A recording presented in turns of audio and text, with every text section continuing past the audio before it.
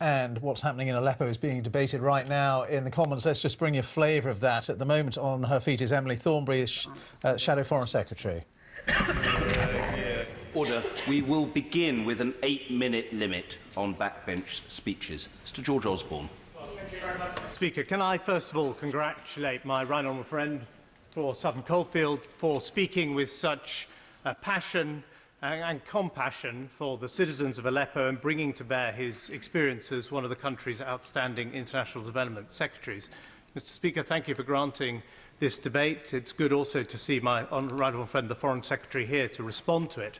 And of course, what we've heard already moves us to tears. The tens of thousands of civilians trapped in Aleppo, the reports today of residents being shot on sight, the barbarous assault by the Syrian army, Iranian militias and Russian air power that the Morning Star, as has been referred to, describes as a liberation. And I, first of all, offer my support and gratitude to the incredibly brave people who are risking their lives as doctors, as white helmet workers in that war zone. And I support everything that has been said about what we need to do to get aid into Aleppo or to provide some kind of ceasefire so that civilians can get out of Aleppo. But I have to say, Mr. Speaker, the whole concept of an emergency debate suggests that somehow this tragedy has come upon us out of the blue. And indeed, it has an almost natural element to it. That is not the case. The Syrian civil war has been waging since 2011. And therefore, it is something that we could have foreseen and done something about. And I think we are deceiving ourselves I will give way in a moment, but let me make some progress. I think we are deceiving ourselves in this Parliament if we believe that we have no responsibility for what has happened in Syria. The tragedy in Aleppo did not come out of a vacuum. It was created by a vacuum of Western leadership, of American leadership, British leadership. I take responsibility as someone who sat on the National Security Council throughout those years.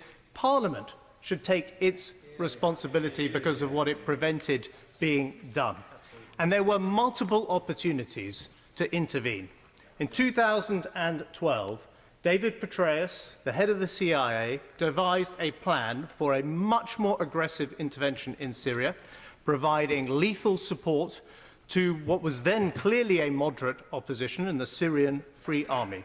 That approach was rejected. We did, as a country here in Britain, provide support for flak jackets, medical kits and so on. But it was clear throughout 2012 and 2013 that there was not a parliamentary majority in this House for providing lethal support to that opposition so that they could shoot down helicopters and aircraft, that they could fire back with sophisticated weaponry. And of course, in 2013, this House of Commons took a decision not to back a government motion to authorise airstrikes when Assad used chemical weapons and broke a 100-year-old taboo that we have established in the West that survived the Second World War, that you do not use chemical weapons, and crossed a red line that the President of the United States had established. I happily give way. Does he think that such lethal force, though, would have overcome the Iranians, the Russians, Assad? Does he think that that was a winnable war if we provide more munitions? Well, first of all, on the narrow point in 2013, August 2013, we were responding to the use of chemical weapons and providing airstrikes as a demonstration that that was completely unacceptable, that a red line had been crossed, and indeed that the West had established that red line. But of course, once this House of Commons took its decision, it did have an impact. I believe it did have an impact on American politics. We can't have it both ways in this House. We can't debate issues like Syria and then think our decisions have no impact on the rest of the world. I think it did cause a delay in the administration's actions. It did cause Congress to get cold feet. And this is where I want to begin to draw my remarks to a close, Mr. Speaker, because I know lots of people want to speak. The last time I spoke from the backbenches was in 2003 on that side of the House, and we were debating intervention in Iraq. And we all know the price of intervention. My political generation knows the price of intervention. The incredibly brave servicemen and women who gave their lives in Iraq and Afghanistan. The thousands of civilians who died in those conflicts. The cost to taxpayers in this country. The chaos that inevitably follows when there is intervention in a country. And, of course, the division in our society, in our families, in our communities.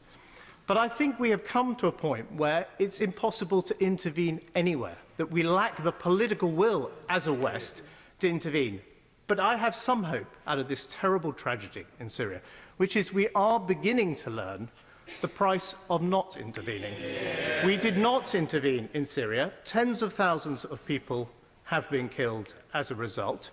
Millions of refugees have been sent from their homes across the world. We have allowed a terrorist state to emerge in the form of ISIS, which we're now trying to defeat.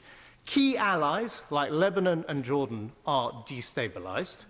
The refugee crisis has transformed the politics of Europe, allowed fascism to rise in Eastern Europe, created extremist parties in Western Europe, and Russia, for the first time since Henry Kissinger kicked them out of the Middle East in the 1970s, is back as the decisive player in that region. That is the price of not intervening. So let us have our debate. Let us do everything we can to help the civilians of Aleppo. Let us hope that the new American administration and the new Secretary of State work with the Russians to get the ceasefire. But let's be clear now that if you don't shape the world, you will be shaped by it. Alison McGovern.